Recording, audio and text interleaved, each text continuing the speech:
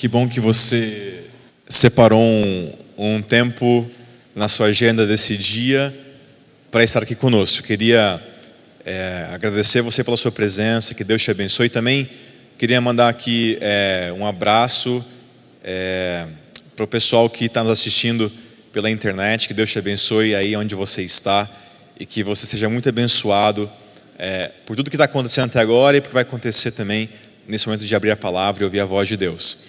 Bom, hoje a gente tem um convidado especial, que é um amigo e pastor, o pastor Maurício. Vem aqui para frente, pastor, por gentileza. Alguns já o conhecem.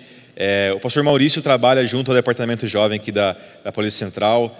Ele está em vários lugares. Esse é um garoto fenomenal. Muito obrigado, pastor Maurício, pela sua presença. E Deus abençoe. Obrigado pela sua...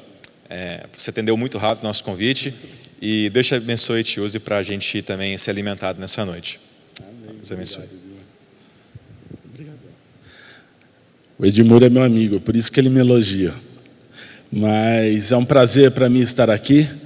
E é impressionante, mesmo com todo o tempo que a gente tem de trabalho na obra, como a gente fica nervoso a cada culto, por temor ao Senhor. Não é o temor do medo.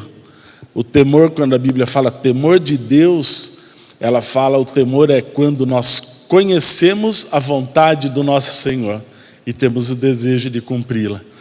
Então, eu sempre me fico muito alegre, principalmente quando nós chegamos numa igreja que já nos recebe desde o portão, ali com sorrisos, com abraço, com alegria. Porque a casa de Deus, ela é uma casa alegre. Nós temos muitas vezes uma imagem de que Jesus, uma imagem que a gente vê na televisão, uma imagem que já nos passada pela própria matriz religiosa brasileira, de que Jesus, ele é meio sisudo. Toda a imagem que a gente vê dele, ele sempre está sério, não é? Quando fazem os filmes, quando fazem os temas sobre Jesus. Mas eu tenho certeza que a casa do Senhor sempre é uma casa alegre, é uma casa de sorriso, é uma casa de alegria, é uma casa onde o amor do Senhor sempre superabunda, ao ponto de nos fazer descarregar esse amor fora dessas portas, fora das paredes desse templo. E é um orgulho para mim estar aqui hoje na Igreja Adventista Central de Campinas, para poder trazer um pouquinho da palavra do Senhor. Gostaria eu de ser o melhor pregador do mundo, mas não sou. Mas eu sou alguém de boa vontade, alguém que tem o Senhor no coração e que deseja o melhor para a obra do Senhor. Amém? Nós conhecemos essa passagem que eu vou falar de có e salteado. Porém, para mim, é o maior milagre que Jesus executou em todo o tempo que ele esteve aqui, como ser humano. Uma passagem em que nós vemos Jesus operando efetivamente na necessidade de uma pessoa e trazendo a ele a cura sobre tudo aquilo que ele sentia, que ele passava e que ele estava ali doente. Abra suas Bíblias em Marcos capítulo 2, por favor. Marcos capítulo 2.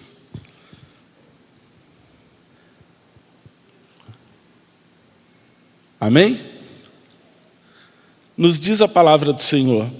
Poucos dias depois, tendo Jesus entrado novamente em Cafarnaum, o povo ouviu falar que ele estava em casa. Então, muita gente se reuniu ali, de forma que não havia lugar nem junto à porta, e ele lhes pregava a palavra. Vieram alguns homens trazendo-lhe um paralítico, carregado por 4 deles. Não podendo levá-lo até Jesus por causa da multidão, removeram parte da cobertura do lugar onde Jesus estava, e pela abertura no teto baixaram a maca em que estava deitado o paralítico. Vendo a fé que eles tinham, Jesus disse ao paralítico: Filho, os teus pecados estão perdoados. Estavam sentados ali alguns mestres da lei, raciocinando em seu íntimo: por que esse homem fala assim? Está blasfemando. Quem pode perdoar pecados a não ser somente Deus? Jesus percebeu logo em seu espírito, que era isso que eles estavam pensando. E lhes disse: Por que vocês estão remoendo essas coisas em seu coração? Que é mais fácil dizer ao paralítico, os seus pecados estão perdoados, ou levanta-se, pega a sua maca e ande. Mas para que vocês saibam que o Filho do Homem tem na terra autoridade para perdoar pecados, disse ao paralítico, eu lhe digo, levanta-se, pegue a sua maca e vá para casa. Ele se levantou, pegou a maca e saiu à vista de todos, que atônitos glorificaram a Deus, dizendo, nunca vimos nada igual. Como você está? Dobre a sua fronte só um instante. Senhor, a sua palavra vai ser trazida. Nós falaremos a respeito de Ti, da Tua obra, daquilo que o Senhor tem para nós. Fala primeiramente comigo, Senhor, ao meu coração, e que nós sejamos, Senhor, instrumentos para trazer o alimento na medida que a Tua igreja necessita. É o que nós te pedimos e desde já te agradecemos em nome de Jesus. Vocês imaginem, meus irmãos, se nós amanhã falarmos que o Leonardo Gonçalves estará aqui, a entrada é franca. O que vocês acham que aconteceria com essa igreja? Hein, meus irmãos? Iria ficar vazia? Ou iria ficar cheia? Iria lotar, não é verdade? Iria ter gente para fora das portas? Sim ou não? Iria ter gente que ia chegar umas 4 horas mais cedo para poder entrar na igreja? Sim ou não? E foi isso que aconteceu com Jesus. Jesus, ele deveria estar cansado, estava voltando, aqui fala, para a sua casa. Há uma discussão teológica que não faz efeito aqui, se era a casa de Pedro, onde Jesus ficava em Cafarnaum, ou se era a casa do próprio Jesus. Porém, ele estava indo para a sua casa, ou seja, onde ele recebia a carta, ele tinha CEP. Era ali que Jesus morava. E ele deveria estar cansado, mas as pessoas souberam que Jesus estaria ali. Então, como se houvesse algo muito importante, realmente a pessoa de Jesus é a importância maior de toda a nossa existência, as pessoas foram até a casa de Jesus e ali já invadiram, já entraram. Aqui a palavra fala que a casa estava lotada, que não havia forma daqueles 4 levarem o paralítico até diante de Jesus Cristo. Mas se coloque na posição, aqui é a casa de Jesus, amém? Amém? Sim ou não? E nós estamos aqui falando, imagine alguém no teto, destelha a igreja, abre um buraco, e para passar uma maca, meus irmãos, não é um buraquinho, é um buracão. Numa residência teria que destelhar a casa. E daqui a pouco começa a descer o paralítico. Mas eu creio que mesmo antes deles descerem o paralítico, eles tentaram entrar pela porta. E chegaram ali e falaram, por favor, deixe-nos entrar. Olha o nosso amigo paralítico aqui, ele precisa de cura. Agora, se você está aqui há 4 horas esperando para entrar, para assistir o Leonardo Gonçalves, e alguém chegar e bater nas suas costas e falar, irmão, deixa eu passar na sua frente, nós deixaríamos? E eu não deixaria. Eu ia falar, irmão, acorda mais cedo da próxima vez. Porque esse é o pensamento humano. Eu tenho certeza que eles não desistiram, foram até a janela, tentaram passar pela janela, não conseguiram. E decidiram abrir aquele buraco no teto e passar o seu amigo pelo telhado. E desceram o seu amigo diante de Jesus Cristo. E Jesus Cristo fala para ele, pega a tua maca e volta para onde? Para casa. Mas quando nós falamos desse milagre, pastor Edmur, não foi o maior milagre que aconteceu nessa noite. O maior milagre que aconteceu nessa noite foram 4 pessoas jamais desistirem daquele seu amigo, mesmo paralítico, mesmo aleijado, que deveria estar fedendo porque se arrastava pela sua casa, deveria estar cheio de chagas, porque o paralítico, naquela época não havia cadeiras de rodas, ele se arrastava no chão para andar, para se locomover. Mas imaginem, um daqueles amigos soube que Jesus teve. Eu posso aqui falar a respeito disso sem me faltar a Bíblia. Eu imagino que um deles soube que Jesus iria estar ali. E ele falou, eu lembro do fulano, vocês vejam que a Bíblia não cita nem o nome deles. Mas ele falou, Jesus, esse homem que falam que é o mestre dos mestres, que é o Filho de Deus, e tantas curas ele já fez, eu creio que ele pode curar o fulano. E ele pega e vai até a casa de um outro amigo, bate na porta e fala, fulano, vamos lá pegar o cicrano e levá-los diante de Jesus, porque eu tenho certeza que Jesus vai poder curar essa pessoa, o nosso amigo. Eu tenho certeza que somente Ele pode trazer os movimentos novamente para as pernas daquele nosso amigo. Mas eles falaram, como nós vamos fazer isso? Como que nós podemos fazer isso em dois? Vamos buscar mais gente. Foram atrás do terceiro, bateram na porta, convenceram aquele terceiro. Agora eu vou fazer uma elucubração. Eu creio que quando chegaram no quarto, para tentar convencer, eles tiveram que falar, imagine, vamos lá levar o nosso amigo até diante de Jesus. O quarto pode ter falado assim, imagine, não há cura para ele. Ele já é paralítico há tantos anos. Ele não anda, ele se arrasta, imagine que há cura. E muitas vezes o nosso coração age dessa forma. Nós achamos que Deus não é o suficiente para trazer a cura que nós precisamos. Faço uma pausa aqui para falar a respeito de uma vez um pastor de uma outra denominação, uma outra grande denominação. Ele estava ali na sua igreja em Sorocaba e ele, cheio das dúvidas que ele possuía ali junto da Bíblia, ele convidou um quarteto daqui da igreja adventista. Das pessoas do quarteto era o João Marcos. Quem lembra do João Marcos? Que trabalhava na associação, trabalhava na contabilidade aqui da PAC e foi para a PSO, que era o baixo do AVC, cantou com cânticos vocal e agora ele está lá na PSO. E eles foram cantar. O quarteto foi cantar nessa igreja e quando terminou o louvor, o João Marcos virou para esse pastor e falou, fulano, por que você está tão triste? E esse fulano falou, eu tenho algumas dúvidas a respeito da Bíblia. Porque apesar de eu ter feito teologia, há coisas que eu estudei que não condizem com aquilo que eu leio na Bíblia. E ele falou, mas o que é que você tem as dúvidas? Ele falou, eu leio na Bíblia que eu tenho que guardar o sábado. Eu não guardo.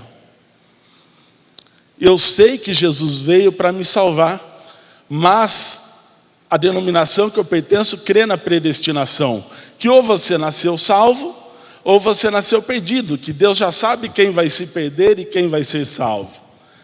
E a Bíblia fala também do batismo. Eu batismo por aspersão, e a Bíblia fala que o batismo deve ser por imersão. E eu nunca concordei com isso, ele falou. E o João Marcos pegou e falou, você não quer estudar a Bíblia comigo? E essa pessoa falou que queria. E essa pessoa sou eu.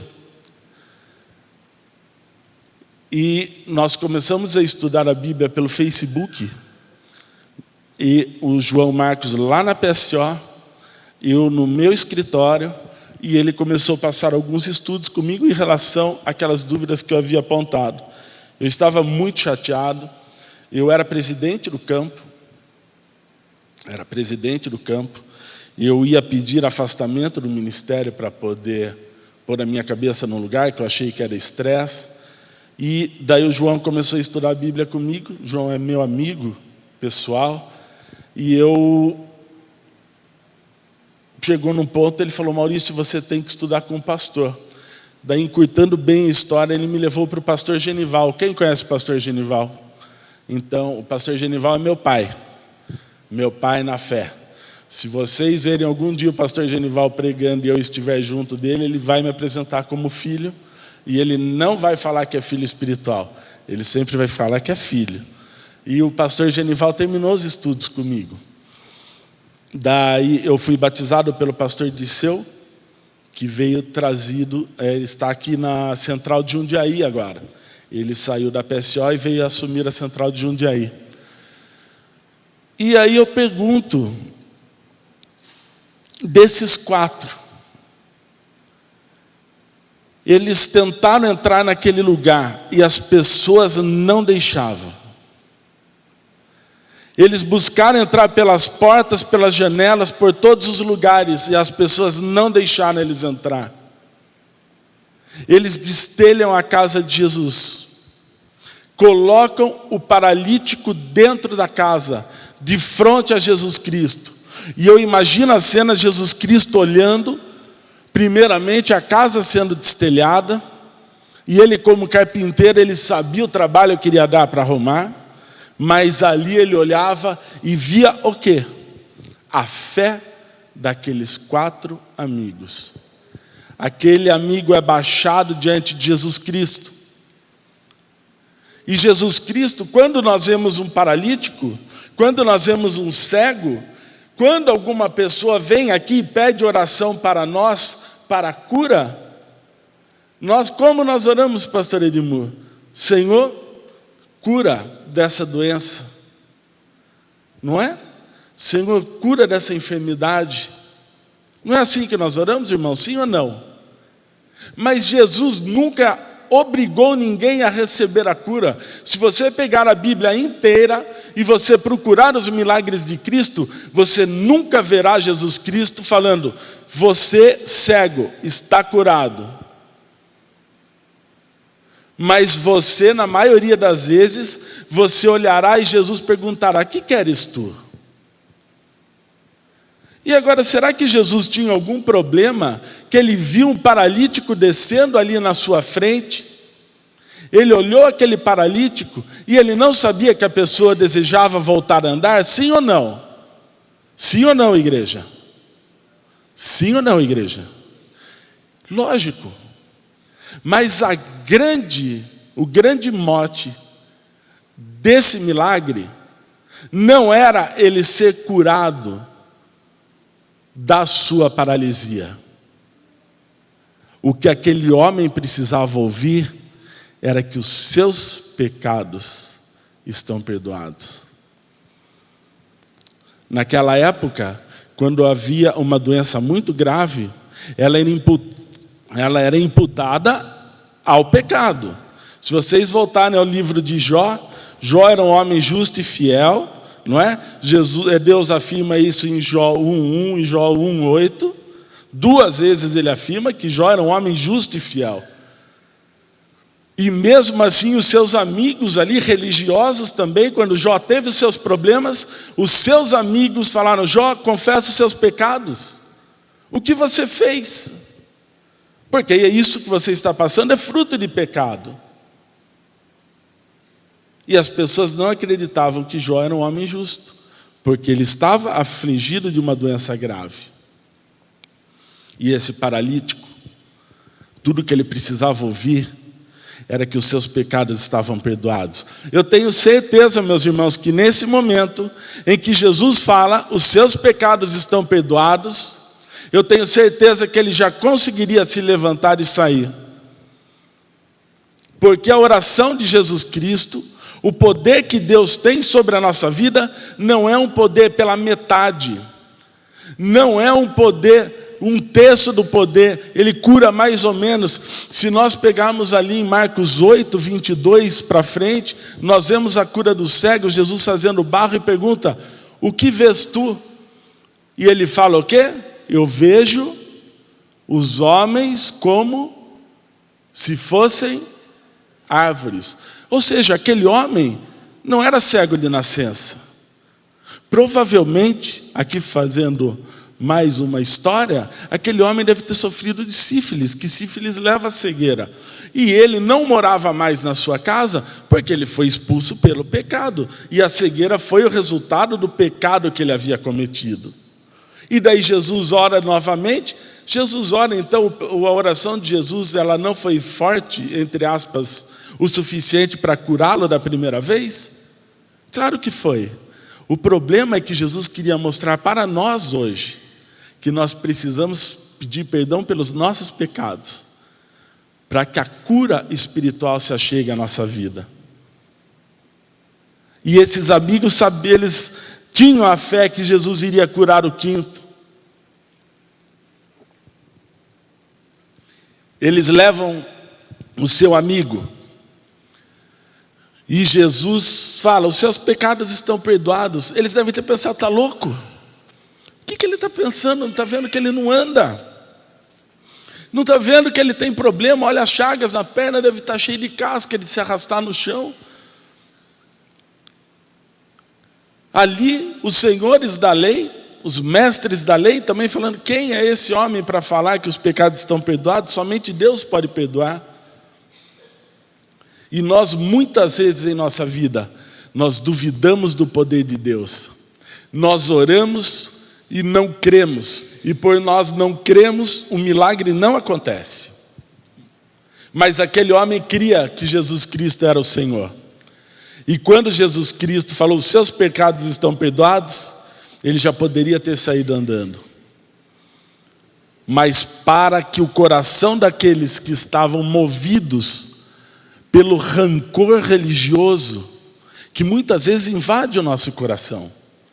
Muitas vezes nós estamos no erro e não gostamos de ser repreendidos. E muitas vezes nós não estamos no erro, mas mesmo assim tomamos para nós alguma repreensão, e isso faz com que nós nos afastemos dos caminhos do Senhor. Certa feita eu tive um sentimento desse, e havia ainda um pastor lá em Sorocaba, o pastor César, que já está jubilado. Ele virou para mim e falou assim: Maurício, fecha a Bíblia. Fecha a Bíblia. Eu fechei a Bíblia e ele falou: vou falar uma coisa para você. Nunca olhe para o caminhante, sempre olhe para o caminho. Enquanto nós olharmos para o homem, nós sempre vamos ver problemas, defeitos, nós vamos ver os pecados. Mas quando nós olhamos para o caminho que é Jesus Cristo, nós temos a certeza de que a sua boa obra será realizada na nossa vida. Essas pessoas não desistiram. Essas pessoas desejaram, creram, tiveram fé que Jesus Cristo iria curar o seu amigo. E aquele seu amigo, aquele paralítico, ele tinha a certeza que somente Jesus poderia curá-lo. Se você acha que você tem um problema grave na sua vida, se você acha que há algo na sua vida que não tem correção, clame a Jesus Cristo e tenha fé que Ele está operando e que Ele já operou na tua vida. Nós temos uma grande dificuldade em entender o que é a graça de Deus, porque nós sempre achamos que nós temos que fazer algo em troca para que Deus nos dê a sua graça. Mas a graça, ela é dom gratuito de Deus. Por maior pecador que eu seja, se eu pedir perdão a Deus de coração sincero, Ele vai me perdoar. Ele já me perdoou. E na cruz do Calvário, Ele já nos perdoou de todos os nossos pecados. Basta nós cremos. Basta nós cremos. Quando João Marcos não desistiu de mim e me levou ali para a igreja, me levou para os estudos bíblicos, eu estudei com o pastor Genival durante uns 6 meses, 7 anos cravado certinho. Eu terminei os estudos no final de janeiro, isso, de 2013.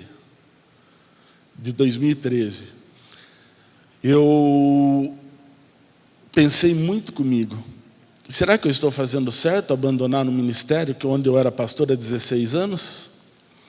Abandonar várias conquistas que eu já havia realizado? Será que eu devo fazer isso mesmo? Mas me veio ao coração que um de vocês que aqui está, poderia ser o João Marcos, poderia ser o Pedro, poderia ser o pastor Edmur, poderia ser o Bruno, poderia ser várias pessoas. não desistiram de mim, assim como aqueles homens não desistiram do quinto amigo. Nós não podemos desistir das pessoas que nos são importantes, das pessoas que nos são queridas. E esse amor que nós temos, ele tem que passar pela nossa família, pela nossa casa, pelo nosso ambiente de trabalho e até por aquelas pessoas que não nos suportam. Nós temos que amar, nós temos que realizar a missão que Deus nos deu, do ID. Nós temos que ir e pregar o Evangelho. Eu nunca vou pregar, pastor Edmur, para aquele pastor, porque ele é pastor, ele já sabe toda a Bíblia. Pedro, você nunca vai pregar para um pastor, porque ele já sabe, ele fez teologia. Como que nós vamos pregar? Porque nós colocamos a dúvida no nosso coração. E nós temos algumas certezas que nos impedem de realizar, que o milagre se realize em nossas vidas. Mas Deus fala hoje para você, se liberte disso. Se o João Marcos não tivesse pregado para mim, eu não estaria aqui hoje. Eu não estaria aqui hoje. Eu sou pecador como todos. Tenho todos os defeitos do mundo. Quando eu fiz, já encerrando, irmãos, a entrevista com o pastor Erlo Brown, para eu entrar a trabalhar na associação, ele virou para mim e falou, Maurício, eu liguei para o pastor Aurelino, na PSO, perguntei a respeito de você e ele não apontou nenhum problema com você. Eu liguei para o pastor Marcos Júnior, na Associação Central Sul Rio Grandense, que eu trabalhei lá, na Igreja da Floresta, um ano e pouquinho, e ele também só falou bem de você. Ele falou, o que acontece? Eu brinquei com ele, falei, eles estão mentindo. Se o senhor quiser, eu dou o telefone da minha mãe, ela conta todos os meus podres. Não? Porque a gente é pecador. Mas a gente não pode desistir das pessoas. A gente não pode desistir daqueles que muitas vezes dormem na mesma cama que nós. E a minha oração de hoje é para que nós tenhamos esse espírito missionário.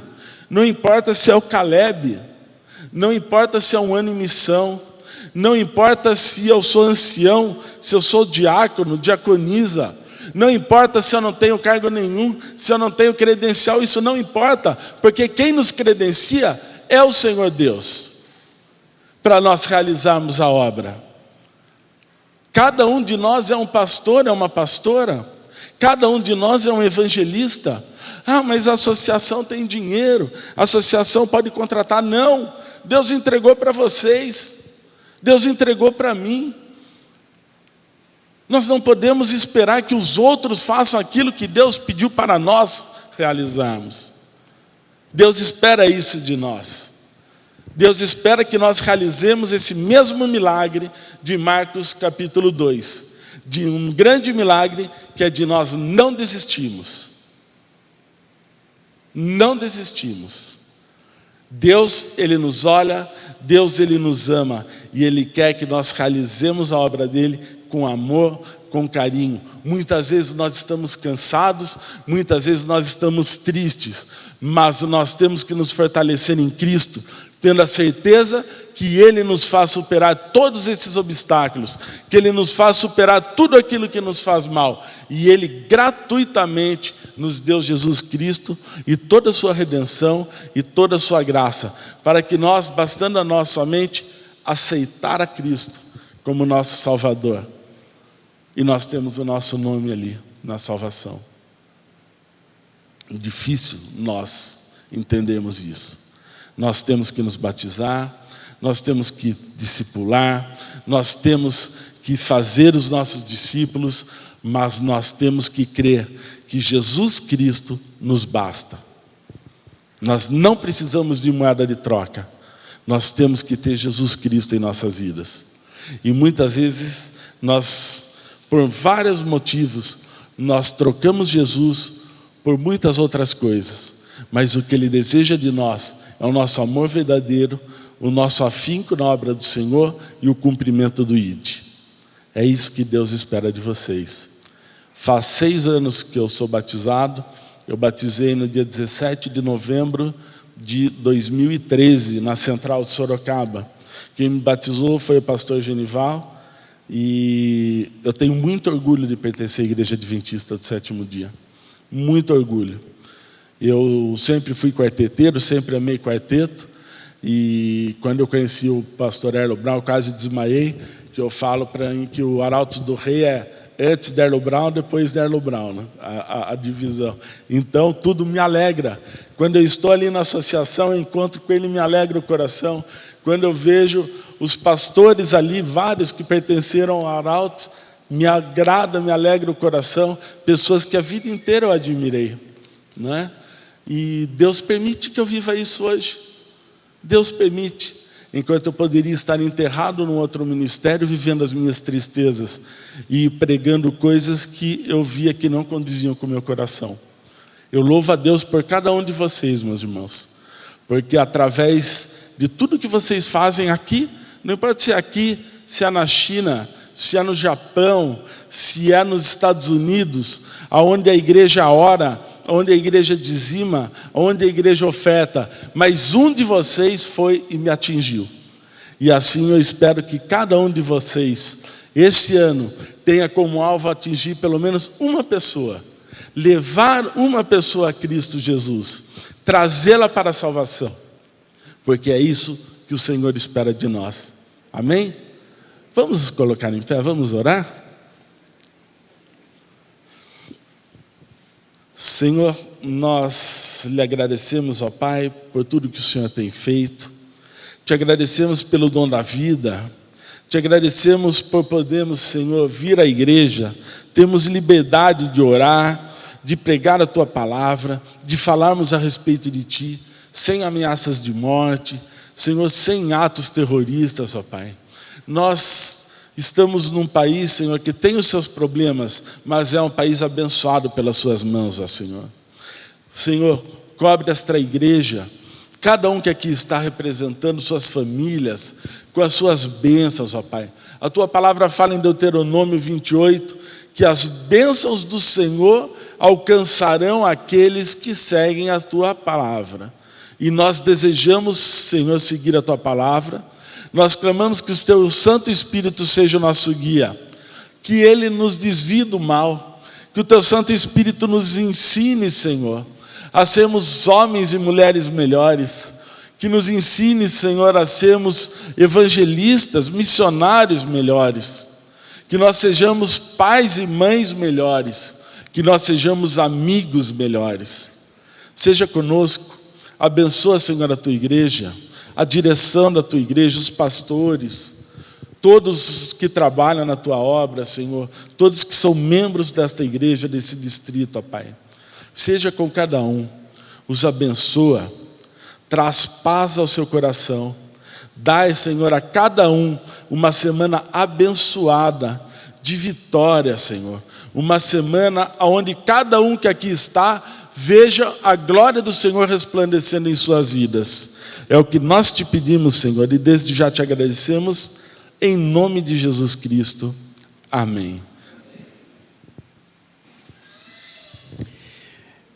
Que bom é poder começar a semana assim, pertinho do nosso Senhor Jesus Cristo e na companhia dos nossos irmãos. Tenha uma ótima noite e eu queria convidar você também para estar aqui na quarta-feira à noite, às 8 da noite, às 20 horas. Teremos culto aqui. Venha você com seus amigos, família, para mais um encontro com o nosso Deus. O pastor Maurício vai estar ali no fundo para a gente abraçá-lo. E tenha todos uma ótima semana, na companhia do seu Deus e seus amigos e familiares. Deus abençoe você.